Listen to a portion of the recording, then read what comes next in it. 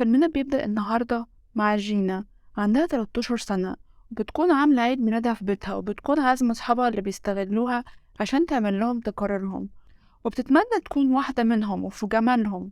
وبتكون عندها صديق واحد اسمه ماس اللي بيقنعها دايما إن هي جميلة، وبتتمنى إنها تكون عندها 30 سنة عشان تكون جميلة زي ما بتشوف في المجلات. وبيجي يوم عيد ميلادها وبيجيب لها هدية، وبيكون جايب لها بيت صغير وحاطط لها كل حاجة بتتمناها، وبيرش حاجة اسمها غبار التمني، وبيقول لها تتمنى أمنية وهتتحقق في المستقبل. وبيجوا أصحابها البيت وبتشيل البيت بسرعة في خزنة البيت، وبيكون معاهم كريس اللي هي معجبة بيه. وبتقترح طمطم إنهم يلعبوا لعبة 7 دقايق في الجنة، اللي هي يغمضوا عينيهم وجينا تدخل الخزنة وتتمنى أمنية بتاعتها، وواحد من الشباب هيبوسها.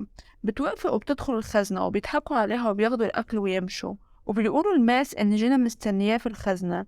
بيدخل ماس وبتزعل جينا عشان طلع ماس، وبتفهم إنهم ضحكوا عليها ومشوا، وبتطرد ماس. وبيكون فوق منها البيت وعليه غبار التمني، وبتتمنى إنها تكبر وتكون واحدة مختلفة لحد لما بتنام وبتصحى تاني يوم بتلاقي نفسها في شقة مختلفة. وبتفضل تنادي على باباها ومامتها، وبتبص في المراية وبتتخض وبتقع على الكرسي، وبتلاقي اسمها في كل الجوابات اللي في الشقة. وبيكون في واحد في الشقة بتتخض وبتفتكره حرام، وبتاخد البلطو بتاعها وهتجري في الشارع، وبتلاقي واحدة مستنياها وبتديلها القهوة بتاعتها، وبتقول لها إنهم اتأخروا على الاجتماع وإن لازم يتحركوا فورا.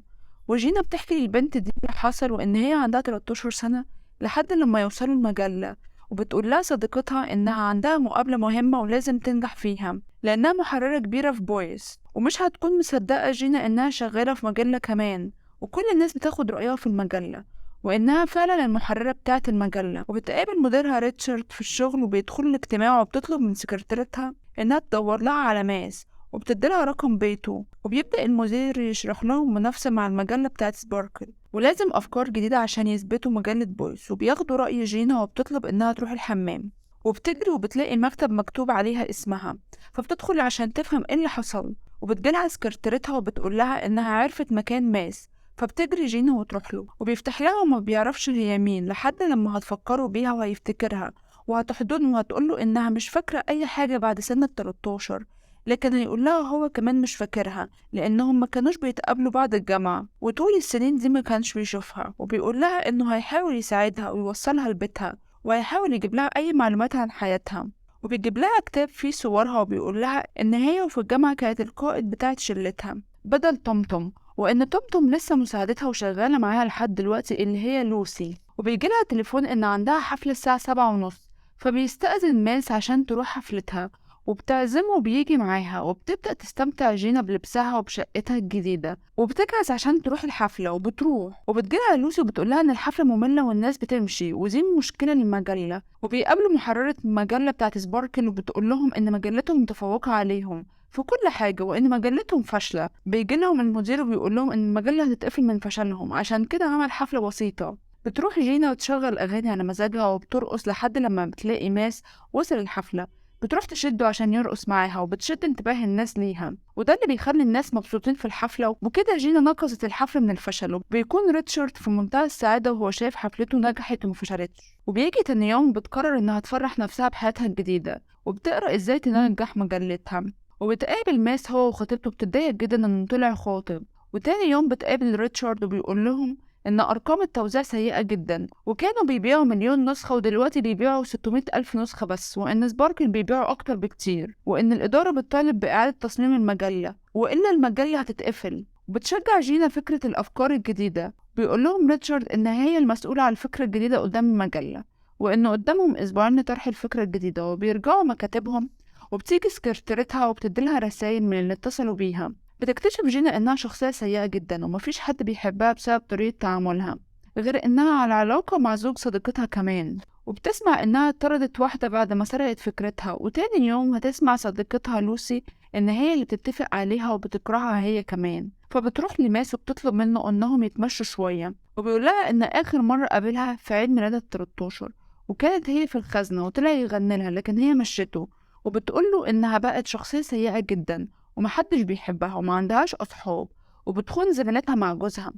وبتروح جينا وتدخل الخزنة بتاعتها وبتفضل تعيط، وبيرجع أهلها من السفر وبيسمعوا جينا عمالة تعيط هتقوم تحضن أهلها وتبات معاهم، وتاني يوم هتتكلم مع مامتها وبتسألها إن في حاجة زمان عملتها ندمت عليها. بتقولها إنها غلطت كتير لكن ما ندمتش، لأنها لو ما كانتش غلطت ما كانتش اتعلمت من غلطاتها وحسنت حياتها. وبترجع جينا شقتها وبتتفرج على صورها وبتلاقي إن كل الصور ماس هو اللي مصورها، وبيجيلها فكرة تصميم المجلة. وبتقابل لوسي وبتقولها إنها شغالة على تصميم لوحدها، ولوسي بتقولها إن هي كمان شغالة على تصميم وفكرة لوحدها.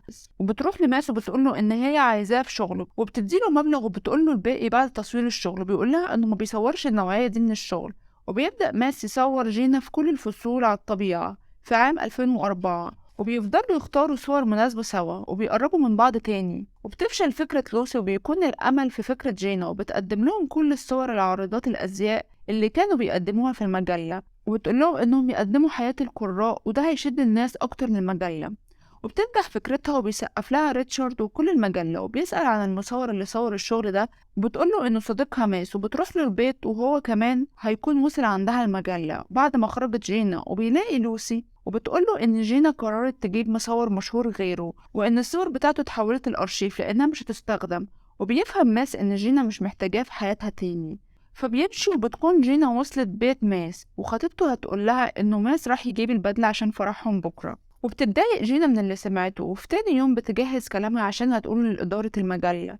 وريتشارد هيقول لها إن فكرتها اتسرقت واتنشرت في مجلة سباركل، وإن لوسي هي اللي عملت كده، وعينوها رئيس التحرير لمجلتهم. وخلت ماس يمضي على تنازل عن الصور عشان تعرضهم في مجلتها.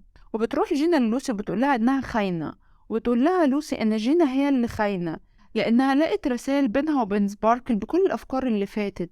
عشان كده لوسي حبت تنتهز الفرصة وتقول فكرتها الجديدة. وفي تاني يوم سباركل هتنزل فكرتها المسروقة، وبتقرر تروح لماس فرحه، وبتوقف تاكسي وهتلاقي إن كريس اللي كانت معجبة بيه هو السواق. وبتلاقي إن الطريق زحمة، فبتنزل وتكمل الطريق جري، وبتوصل الفرح وبتستخبى ورا بوكيه ورد عشان محدش يشوفها. وبتدخل لماس الأوضة وهتقوله إنها كانت بتتمنى إن هي تكون العروسة.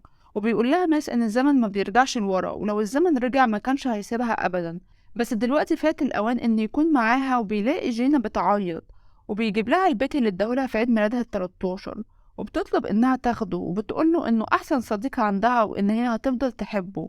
وبتحط البيت قدامها وهي بتعيط وبتتمنى إنها ترجع تاني لسنة 13. بيطير غبار التمني عليها وبتفتح عينيها تاني، بتلاقي نفسها رجعت لسنة 13. وأول لما ماس بيفتح الخزنة عليها بتحضنه وبترمي توم بالمشروب اللي في إيديها. وبيعدي الوقت وبيتجوزوا ماس وجينا وبيعيشوا حياتهم زي ما اتمنى. لو الفيلم عجبكم متنسوش تعملوا لايك وسبسكرايب للقناة عشان تشوفوا كل الأفلام الجديدة. أشوفكم الفيلم الجاي.